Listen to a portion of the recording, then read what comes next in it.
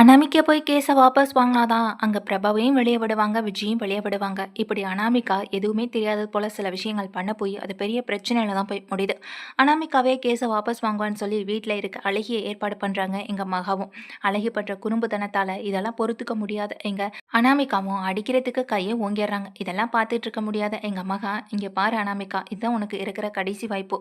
அனாமிகா திமிரா பேசுறதுலேருந்து நடந்துக்கிற விதம் வரைக்கும் மகாவுக்கு பிடிக்கவும் இல்லை. மகா இதுக்காக தான் பிளான் பண்ணி அழகிய ஏற்பாடு பண்ணியிருக்காங்க. அழகி பண்ணுற ஒவ்வொரு சேட்டையும் குறும்புத்தனத்தையும் பார்த்து பொறுத்துக்க முடியாத எங்கள் அனாமிகாவால் வேறு வழியே இல்லை, எப்படியாவது கேஸை வாபஸ் பண்ணியே ஆகணும் அப்படின்றதுக்காக நேராக போலீஸ் ஸ்டேஷனுக்கும் போயிடுறாங்க. அங்கே போனதுக்கு பிறகு போலீஸ்க்கு முன்னாடி என்னை மிரட்டி இங்கே கூட்டிகிட்டு வந்திருக்காங்க மேடம்னு இப்படி ஒரு பழியை தூக்கி மகா மேலே போட, அங்கே நிற்கிற ஐஸ்வர்யா மகா மொத்த குடும்பத்துக்கும் பெரிய அதிர்ச்சியாக இருக்குது. சூர்யா சொல்கிறாங்க, தேவையில்லாமல் பேசாத அனாமிகா, உன்னை மிரட்டி கூட்டிகிட்டு வர அளவுக்கு நீ ஒன்றும் பச்சை பிள்ளையும் கிடையாது. சரி, அப்படியே மிரட்டி கூட்டிகிட்டு வந்தாங்கன்னு சொன்னல, உன்னை என்ன சொல்லி மிரட்டி கூட்டிகிட்டு வந்தாங்க அதையும் சொல்லு அப்படின்னு சூர்யா கேட்குறாங்க. பதில் சொல்ல முடியாமல் தவச்சு போய் நின்றுட்டு இருக்காங்க எங்கள் அனாமிகாவும். சொல்லு அனாமிகா, மிரட்டி கூட்டிகிட்டு வந்தாங்கன்னு சொன்னல, என்ன சொல்லி மிரட்டி கூட்டிகிட்டு வந்தாங்க அதை சொல்லுன்னு திரும்ப திரும்ப அதே கேட்க, இங்கே பாருங்க மேடம், உங்கள் முன்னாடியே எப்படி மிரட்டுறாங்க பார்த்தீங்கல்ல அப்படின்னு சொல்ல, போலீஸ் வந்து ஏற்கனவே அனாமிகிட்ட பணம் வாங்கி இருக்கிறதுனால வேற வழி இல்லாமல் அனாமிகாவுக்கு சப்போர்ட் பண்ணி அவங்க மொத்த குடும்பத்தையும் வெளுத்து வாங்குறாங்க. அப்படிங்களா மேடம், சரி நீங்கள் சொல்கிற மாதிரியே இருக்கட்டும், நீங்கள் பண்ணுற மாதிரியே இருந்துட்டு போகட்டும். இங்கே எங்களை தானே குத்தம் சொல்கிறீங்க, நாங்கள் தான் தவறு பண்ணோன்ற மாதிரி மிரட்டி கூட்டிகிட்டு வந்ததாகவே இருக்கட்டும். சரி, இந்த பொண்ணு எங்கள் விஜய்க்கு பிறந்த பொண்ணு, விஜய் அப்பானா அப்போ அனாமிகா தானே அம்மா அப்படின்னு சொல்கிறாங்க. இங்கே பாருங்கள் மேடம், விஜய் ஏற்கனவே தவறு பண்ணதுனால வேற ஒரு பொண்ணு கூட பிறந்தது தான் இந்த பொண்ணு. இப்போ போய் ஏன் குழந்தைன்னு சொல்கிறாங்க பாருங்கள், உங்கள் முன்னாடி எப்படியெல்லாம் பேசுகிறாங்கன்னு சொல்லும்போது இவங்க பின்னாடி என்ன பிரச்சனை நடக்குதுன்னு தெரியாமல் குழம்பி போய் நிற்கிறாங்க போலீஸும். எதுவாக இருந்தாலும் தீர விசாரித்த பிறகு தானே நீங்கள் அரெஸ்ட் பண்ணுவீங்க. அப்படி இருக்கப்போ விஜயை பற்றி என்ன தெரியும்னு நீங்கள் அரெஸ்ட் பண்ணியிருக்கீங்க. ஆஃபீஸ் ஷாப்பில் ஒன்றா உட்காந்து பேசியிருக்காங்கன்றத காரணம் காட்டி நீங்கள் இவங்களை அரெஸ்ட் பண்ணிட்டு வந்தீங்க. இங்கே அனாமிகாவை அடித்ததா காரணம் காட்டி அரெஸ்ட் பண்ணியிருக்கேன்னு சொன்னீங்க. இப்படி எல்லா பிரச்சனைகளுக்கு பின்னாடியும் இங்கே அனாமிகா தான் இருக்கான்னு நாங்கள் உங்களுக்கு தெளிவுபடுத்தின பிறகும் கூட அதையும் நம்ப மாட்டேன்னு சொல்லிட்டீங்க. சரிங்க மேடம், நீங்கள் சொல்கிற மாதிரியே இருந்துட்டு போகட்டும், இங்கே இந்த வீடியோவை நீங்கள் பாருங்கள் அப்படின்னு சொல்லி இங்கே மகா ஒரு வீடியோவை காட்டுறாங்க. என்ன எதுன்னு தெரியாமல் எங்கள் அனாமிகா குழம்பி போய் நின்றுட்டுருக்க அந்த வீடியோவை பார்க்குற எங்கள் போலீஸ், என்ன இது அப்படின்ற மாதிரி பார்க்குறாங்க.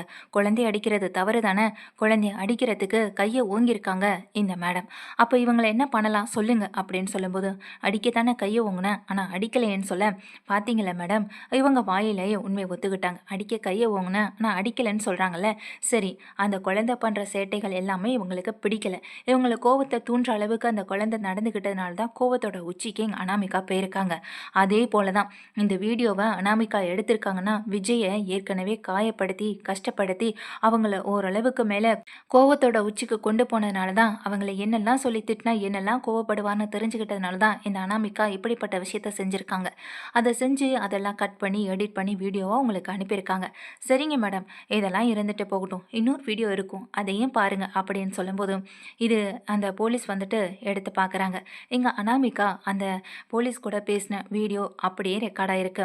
என்ன மேடம் ஷாக்கிங்காக இருக்கா, அவங்க ஃபோனில் பேசுகிறது யார் கூட தெரியுமா, உங்கள் கூட தான் அப்படின்னு சொல்லி எங்கள் அனாமிகாவை பார்த்தும் போலீஸை பார்த்தும் சொல்லவும் செய்ய, இந்த வீடியோ எப்படி கிடச்சிதுன்னு தெரியாமல் தயங்கி போய் நிற்க, அழகியவும் கூட அனுப்புனதுக்கு எதுக்கு, அழகிய உன்னை டார்ச்சர் பண்ணுறதுக்காக மட்டும் கிடையாது, நீ பண்ணுற வேலைகளை இங்கே வீடியோ எடுக்கிறதுக்காக தான் சொன்னதும் அழகி சிரிச்சிட்டு பார்க்க, எங்கள் அனாமிகா கோவத்தோட பார்க்க, என்ன ஏதுன்னு புரியாமல் அப்படியே தவிச்சு போய் நின்றுட்டு இருக்காங்க எங்கள் அனாமிகா.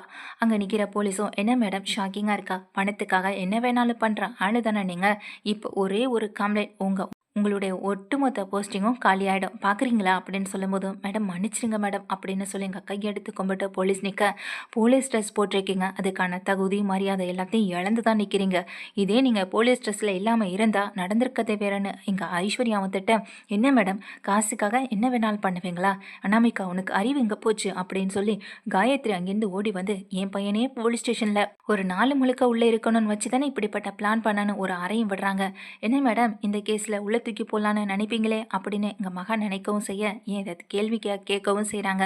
அதை கேட்டு எங்கள் போலீஸ் வந்து அப்படியே நிற்கிறாங்க.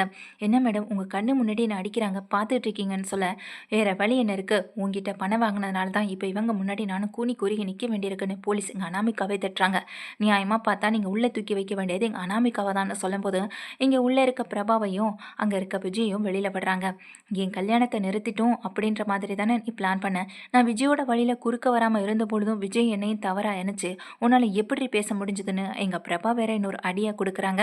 அங்கே போலீஸ் ஸ்டேஷனில் எல்லாருக்கும் முன்னாடியுமே விஜயும் வர எங்கள் அழகியை தூக்கி வச்சுக்கிட்டு என் பொண்ணை தவறாக பேசினதுனால தான் உன்னை நான் கை நீட்டி அடித்தேன். ஆனால் கை நீட்டி அடிக்க வேணாம், இனி நான் உன் வாழ்க்கையிலே இருக்க வேணான்னு முடிவு எடுத்துட்டு நீ இவ்வளோ பெரிய விஷயத்த செஞ்சதுக்கு பிறகு நான் எதுக்கு உன் கூட வாழணும்? இப்போவே சொல்கிறேன் அனாமிகா, அந்த வீட்டு பக்கம் வந்துடாத. வந்தனா அப்புறம் இன்னைக்கு இந்த வீடியோவை வெளிவந்தது நாளைக்கு வேற மாதிரி வெளியில் வரும் அப்படின்னு சொல்கிறாங்க. இதை கேட்டு அனாமிகா அதிர்ந்து போய் நிற்கவும் செய்கிறாங்க. என்ன விஜய், என்ன மிரட்டுறியா அப்படின்னு எங்கள் அனாமிகா கேட்க, மிரட்டுறதாவே இருந்துட்டு போகட்டும், இங்கே பாருங்க மேடம், அந்த வீட்டு பக்கம் இவன் வரக்கூடாது. அப்படி வந்தானா அப்புறம் உங்களுடைய இந்த வீடியோலேருந்து எல்லாமே அங்கே போயிடும். பரவாயில்லையா? இவளையும் நான் டிவோர்ஸ் பண்ண போகிறேன். இதுக்கப்புறம் இவ கூட வாழணுன்ற எந்த எண்ணமும் எனக்கு ஆசையும் இல்லை, எண்ணமும் கிடையாது. இன்னைக்கு என் பொண்ணு மட்டுமே போதும், அவள் கூட நிம்மதியாக வாழ்ந்துட்டு போவேன் அப்படின்னு சொல்லும்போது எங்கள் அனாமிகா கோவம் வருது. எல்லாம் இவளுக்காக தானே இப்படியெல்லாம் செய்கிறேன்னு இங்கே அழகிய அடிக்க கையவுங்க. ஏய், அடிக்கிறியா? என் பொண்ணு மேலேயே நீ கையை வச்சிருவேன் என் முன்னாடி. இவ என்னுடைய பொண்ணு. இதுக்கப்புறம் இவளை நீ வேணும் வேணான்னு முடிவெடுக்கிற தகுதியெல்லாம் உனக்கு கிடையாது. நீ வேணான்னு நான் எப்போயோ முடிவெடுத்துட்டேன். அதுக்கப்புறம் என் பொண்ணு மேலே கையை வைக்கிறதுக்கு முதல்ல நீ யாரு? முதல்ல இந்த வீட்டை விட்டு என்னையை விட்டு முதல்ல வெளியில் போய் ஆகணும் அப்படின்னு போலீஸ் ஸ்டேஷன்லேயே சொல்லி திட்டவும் செய்கிறாங்க. என்னடா என்னடா விஜய் முடிவெடுக்கிறேன்னு தாத்தா கேட்க, தாத்தா நம்ம குடும்பத்தோட நிம்மதி எல்லாம் முக்கியம்னா இவன் அந்த வீட்டுக்கு வரக்கூடாது. இவளை திருத்தணும்னு முயற்சி பண்ணினீங்கன்னா அது நடக்கவே நடக்காத ஒரு விஷயம். இவன் இந்த வீட்டை விட்டு போனால் தான் நமக்கு நிம்மதி கிடைக்கும்னா அதுக்காக நான் என்ன வேணாலும் செய்வேன். குறிப்பாக என் பொண்ணை எங்கள் அண்ணனும் அண்ணி தத்தெடுத்து வளர்க்குறது ஒரு பக்கம் சந்தோஷமாக இருந்தாலும் பெத்த பொண்ணு இன்னொருத்தவங்க கிட்ட பக்கத்திலே வளரும்போது அதை ஒரு பெத்த தகப்பனுக்கு எவ்வளோ பெரிய வழியை கொடுக்குன்றது என்னோட இடத்துல இருந்து புரிஞ்சுட்டு நடந்து பார்த்தா தான் தாத்தா தெரியும். எல்லாம் இவளுக்காக நான் ஒத்துக்கிட்டா இவன் என்னடானா கடைசியில் என்னையும் வேண்டாம் இந்த பிரபாவை நினச்சி இவ்வளோ பெரியவர் ஏற்பாட்டை செஞ்சு போலீஸ்க்கு பணத்தை கொடுத்து இந்த மாதிரி பண்ணி வச்சிருக்க இவளை வேற என்ன தாத்தா பண்ண சொல்கிறீங்க? இவளுக்கு கொடுக்குற ஒரே தண்டனை டிவோர்ஸ் மட்டும்தான். இதுக்கப்புறம் இவன் யாரோ நான் யாரோ அப்படின்னு சொல்லிட்டு விஜய் அந்த இடத்துல அனாமிகாவை கை கழுவிட்டு எங்கள் அழகியை தூக்கிக்கிட்டு மொத்த குடும்பமும் அந்த இடத்துல இருந்து கிளம்பி வெளியில் போக, தான் நினச்சது எதுவுமே நடக்கலை, யாராவது என் காலில் வந்து விழுந்து மன்னிப்பு கேட்டு கதறுவாங்க நினச்சா அதுவும் நடக்கலைன்னு இங்கே தான் வாழ்க்கையும் போன கவலையில் எங்கள் அனாமிகா நின்றுக்கிட்டே இருக்காங்க. மேடம், உங்களால் என் பதவிக்கே பெரிய ஆப்பு வந்திருக்க பார்த்துது. இனிமேல் இப்படி ஒரு காரியத்தை என் கனவுல கூட நினச்சி பார்க்க மாட்டேன். தயவு செஞ்சு இந்த இடத்த விட்டு நிற்காதீங்க. முதல்ல இந்த இடத்த விட்டு வெளியே போங்க. உங்கள் பணமும் வேணாம், ஒன்றும் வேணாம். உங்கள் பணம் உங்கள் வீடு தேடி வரும் அப்படின்னு சொல்லி எங்கள் போலீஸ் திட்டமும் செய்ய இங்கே வெளியில் வந்து நிற்கிறாங்க அனாமிகா. அனாமிகாவுக்கு இது பெரிய அதிர்ச்சியாக இருக்குது. விஜய் தன்னை தூக்கி எறிஞ்சிட்டு போனதை பற்றி யோசிக்கவும் செய்கிறாங்க. நேராக வீட்டுக்கும் போகிறாங்க. என்ன இருந்தாலும் நான் இதை விட மாட்டேன், நான் அந்த வீட்டில் தான் வாழுவேன் முடிவெடுத்து அனாமிகா நேராக அந்த வீட்டுக்கு போகவும் செய்கிறாங்க. அந்த வீட்டில் எல்லாருமே இறந்துகிட்டு இருக்க வீட்டுக்கு வர அனாமிகாவை, நில்லு, இந்த வீட்டுக்குள்ளே காலடி எடுத்து வைக்க கூட தகுதி இல்லாதாலும் இரு ஒரு நிமிஷம்னு உள்ளே போகிற விஜய் அங்கே அனாமிகாவோட பையில் இருக்க பேக்கில் எல்லாத்தையுமே எடுத்துகிட்டு வந்து எங்கள் வாசலில் தூக்கி எறிஞ்சு, இந்த வீட்டுக்குள்ளே நீ வரவே கூடாது, இந்த வீட்டுக்கும் உனக்கும் இனி எந்த சம்மந்தமும் கிடையாது, உனக்கு டிவோர்ஸ் பேப்பர் முறைப்படி நான் அனுப்பி வைக்கிறேன் அப்படின்னு சொல்லவும் செய்கிறாங்க. என்ன விஜய், என்ன விளையாடுறீங்களா? இந்த வீட்டுக்கு நான் மருமகளாக இறந்துக்கிட்டு இருக்கேன். அப்படியே டிவோர்ஸ் ஆகணும் அப்படின்னாலும் 1 வருஷம் ஆகணும் அப்படின்னு சொல்கிறாங்க. ஆமாம், 1 வருஷத்துக்கு அப்புறம் டிவோர்ஸ் கிடைச்சாலும் சரி, எனக்கு கிடைக்கவே இல்லைனாலும் சரி, ஆனால் இந்த வீட்டில் இருக்கிற உரிமையோ தகுதியோ நீ இழந்துட்ட. இழந்த என நீ எப்படி இந்த வீட்டில் இருக்க முடியும்? அம்மா அப்பாவுக்கு நான் ஃபோன் பண்ணி விஷயத்த சொல்லிட்டேன். இன்னும் கொஞ்ச நேரத்தில் அவங்களே வருவாங்க, அவங்க கூட இந்த வீட்டை விட்டு வெளியில் போகிறது தான் உனக்கு சரி அப்படின்னு சொல்லவும் செய்ய, இருக்கட்டும் விஜய், என் மம்மி டாடி வரட்டும், அவங்க வந்து பேசட்டும் அப்படின்னு சொல்லி வெயிட் பண்ணிட்டு இருக்க, வாசலில் நிற்கிற அனாமிகாவுக்கு பின்னாடி அவங்க அம்மா அப்பாவும் வராங்க. வாங்க மம்மி, என்னை எப்படி வீட்டை விட்டு வெளியே துரத்துறாங்க பாருங்க, இந்த குழந்தை வந்ததுக்கு பிறகு நான் வேண்டான்னு சொல்லி தூக்கி எறிகிறாங்க அப்படின்னு சொன்னதும் வந்து நிற்கிற அவங்க அப்பா பார்க்குறாங்க. அனாமிகா கணத்தில் ஓங்கி ஒரு அறையை விட, உன் வாழ்க்கையை கெடுத்துக்கிட்டதே நீ தான் அனாமிகா. எங்கள் தம்பி உனக்காக இறங்கி போய் இந்த குழந்தை வேண்டான்னு முடிவெடுத்து தான் அண்ணன் அன்னிக்கிட்டே ஒப்படைச்சாலும் அதுக்கப்புறமும் நீ சரியாக இல்லாமல் எதுக்கு இவ்வளோ பெரிய விஷயத்த செஞ்ச? மாப்பிள்ளைய ஒரு நாள் முழுக்க போலீஸ் ஸ்டேஷனில் இருக்க வைக்கணும்னு சொல்லி இன்னொரு பொண்ணு கூட தொடர்பு படுத்தி நீயே தவறாக பேசி கம்ப்ளைண்ட் கொடுத்துருக்க. இது நீ செஞ்சது தவறு தானே அனாமிகான்னு சொல்லவும் செய்ய, என்னப்பா நீங்களே இந்த குடும்பத்துக்கு சப்போர்ட் பண்ணி பேசுகிறீங்கன்னு சொல்ல, ஆமாம், இந்த குடும்பம் எனக்கு எவ்வளோ பெரிய உதவி பண்ணியிருக்கு. கல்யாணம் நடக்கிறதுக்கு காரணமே அந்த மகா தான். மகா மட்டும் இல்லைன்னா அந்த கல்யாணம் என்றைக்கோ நின்று இருக்கும். எல்லா வகையிலையும் கல்யாணத்துக்கு உதவியாக இருந்த மகாவையும் எங்கள் ஐஸ்வர்யாவையும் நீ இந்த வீட்டில் என்ன பாடுபடுத்திட்டு இருக்கன்னு எனக்கு தெரியாமல் இருக்கும்னு நினைக்கிறியா? இந்த வீட்டில் இருக்கவங்க என் கடனை அடிச்சிருக்காங்க. 2 கோடி ரூபா பணத்தை யாராவது சும்மா கொடுப்பாங்களா அனாமிகா? ஆனால் இங்கே இவங்க 2 கோடி ரூபா பணத்தை கொடுத்து என்னுடைய மொத்த கடனை அடைச்சிருக்காங்க. இதெல்லாம் எப்படி வந்தது, எங்கேருந்து வந்ததுன்னு என்னைக்காவது ஒரு வார்த்தை நீ என்கிட்ட கேட்டிருப்பியா? சரி, அதெல்லாம் விடு. உனக்கு கிடைச்ச வாழ்க்கையை சந்தோஷமாக வாழணும்னு நீ நினச்சியா? விஜய் ஏதோ ஒரு காரணத்தில் எப்பயோ செஞ்ச தவறுக்கான தண்டனை இப்போ அவங்களுக்கு கிடைச்சதா இருந்தாலும், ஆனால் உனக்காக அதை உதறி தள்ளிட்டு உன் கூட வாழணும்னு நினச்ச விஜய்க்கு நீ இப்படிப்பட்ட ஒரு பிரச்சனையை கொடுத்துருக்க. அப்படிப்பட்ட உனக்கு இந்த வீட்டில் வாழ்கிறதுக்கான தகுதி இல்லைன்னு நானும் சொல்ல தான் செய்வேன்னு அவங்க அப்பா சொல்ல, இத கேட்டு அவங்க அம்மாவும் அதிர்ந்து போறாங்க. அனாமிகாவும் அதிர்ந்து போறாங்க. "உங்க பொண்ண நீங்க உங்க கூட கூட்டிட்டு போயிடுங்க. இதுக்கப்புறம் எனக்கு மன நிம்மதி மட்டும் தான் முக்கியம்னு" விஜய் சொல்லிட்டு, எங்க அழகிய கூட்டிட்டு உள்ள ரூம்குள்ள போய் கதவ பூட்டிக்கவும் செய்றாங்க.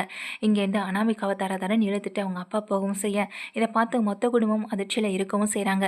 என்ன இது இப்படியெல்லாம் நடக்குதுன்னு ஒரு பக்கம் பாட்டியும் தாத்தாவும் ஃபீல் பண்ணாலும், எங்க மகா தான் அவங்க 2 பேருக்கும் ஆறுதலாவும் சொல்லவும் செய்றாங்க.